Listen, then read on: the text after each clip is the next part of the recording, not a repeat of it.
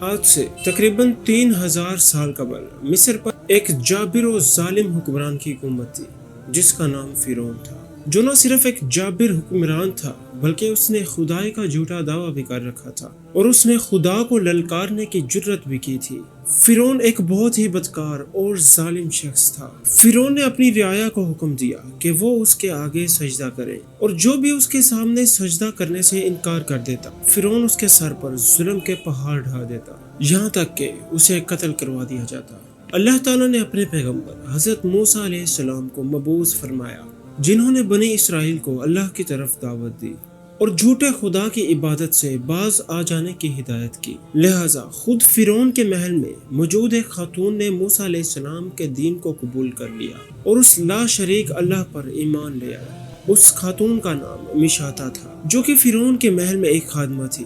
فرعون نے اسے اپنی بیٹی کی خدمت اور کام کاج کرنے پر مامور کیا تھا۔ ایک دن کا واقعہ ہے کہ وہ خادمہ فرعون کی بیٹی کی بالوں میں کنگھی کر رہی تھی اور کنگھی کرتے ہوئے اتفاقاً اس کے ہاتھوں سے کنگھی نیچے گر پڑی۔ وہ کنگھی اٹھانے لگی تو اس کی زبان سے بے ساختہ بسم اللہ نکلا۔ اس پر فرعون کی بیٹی نے کہا کہ تو نے آج ایک عجیب کلمہ بولا، رب تو میرا باپ فرعون ہی ہے، لیکن تو نے یہ کلمہ کس کا بولا؟ اور خادمہ نے جواب دیا کہ فرعون رب نہیں، رب تو وہ اللہ ہے جو مجھے، تجھے اور خود تیرے باپ فرعون کو روزی دیتا ہے۔ فرعون کی بیٹی نے کہا، اچھا تو میرے باپ کے علاوہ کسی اور کو اپنا رب مانتی؟ اس نے جواب دیا کہ ہاں، میرا، تیرا اور تیرے باپ فرعون کا رب ایک ہی اللہ ہے۔ فرعون کی بیٹی نے اس بات کی اطلاع اپنے باپ فرعون کو دے دی۔ فرعون نہایت ہی آگ بگولا ہوا۔ جب وہ خادمہ فرعون کے دربار میں حاضر ہوئی تو اس نے پوچھا کہ کیا تم نے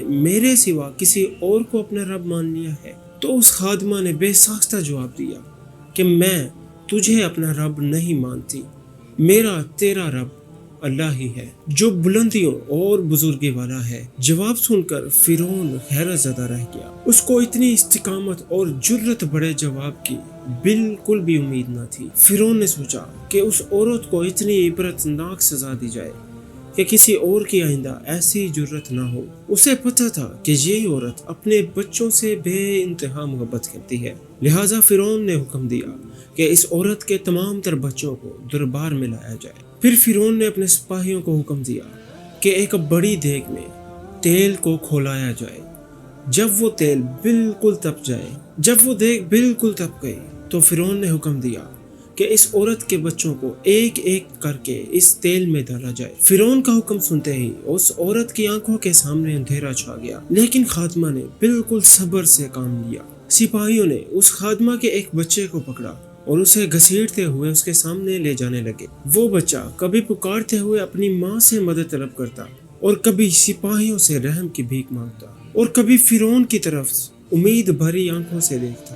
سپاہی اسے گھسیٹتے ہوئے اس کھولتے ہوئے تیل کی دیگ کے پاس لے گئے۔ وہ خادمہ اپنے بچے کی طرف محبت بڑی نظروں سے دیکھ رہی تھی اور اپنے بچے کو الوداع کہہ رہی تھی۔ چند منٹ بعد اس کے اس جگر گوشہ بچے کو اس کھولتے ہوئے تیل میں ڈال دیا گیا اور چند ہی لمحے میں اس معصوم کی ہڈیاں اس تیل کے اوپر تیرنے لگی۔ فرعون نے اس خادمہ سے کہا کہ اب بھی وقت ہے، اس نادیدار خدا کو چھوڑ دو اور مجھے اپنا خدا مان لو۔ خاتون نے دلیرانہ نظروں سے اس فرعون کی طرف دیکھا اور اسے اپنا خدا ماننے سے انکار کر دیا۔ فرعون اس ثابت قدمی اور ہمت کو دیکھ کر دنگ رہ گیا۔ اب تمام تر سپاہی اس خاتون کے چھوٹے بچے کی طرف بڑھے جو شیر خوار اور معصوم تھا۔ جب سپاہیوں نے اس بچے کو خادمہ سے چھینا تو اس بچے نے ایک زوردار ماں کا کلیجہ چیرنے کو آ گیا اور اسے ضبط نہ رہا۔ وہ زمین پر گر پڑی اور زور و قطار رونے لگی۔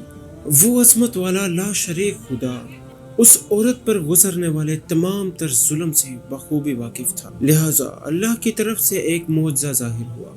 وہ شیر خوار بچہ جو ابھی بول نہیں سکتا تھا، اس کی زبان میں بولنے کی قوت آ گئی اور وہ فرعون کے دربار میں بول پڑا کہ اے میری ماں، تو حق پر ہے، بے شک دنیا کی سزا اس آخرت کی سزا سے بہت ہلکی ہے۔ فرعون کے دربار میں موجود لوگ اس بچے کی بات سن کر حیرت زدہ ہو گئے، لیکن ان کے دلوں پر لگے کفر کے تالے پھر بھی نہ کھلے اور کچھ ہی دیر بعد اس بچے کو بھی تیل میں ڈال دیا گیا اور ایک بے خطا معصوم شیرخوار بچہ موت کی آغوش میں چلا گیا۔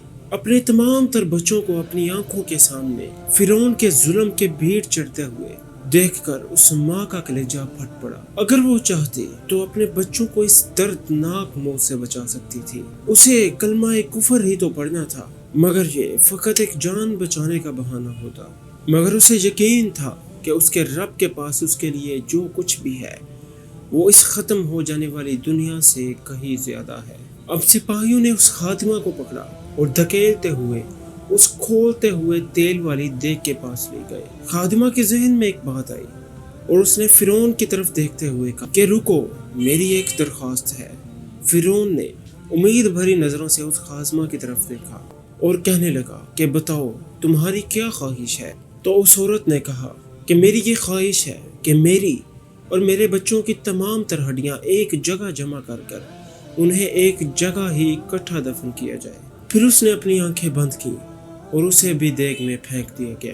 اس واقعے کے 2000 سال بعد حضرت محمد مصطفیٰ صلی اللہ علیہ وآلہ وسلم اس دنیا میں تشریف لائے۔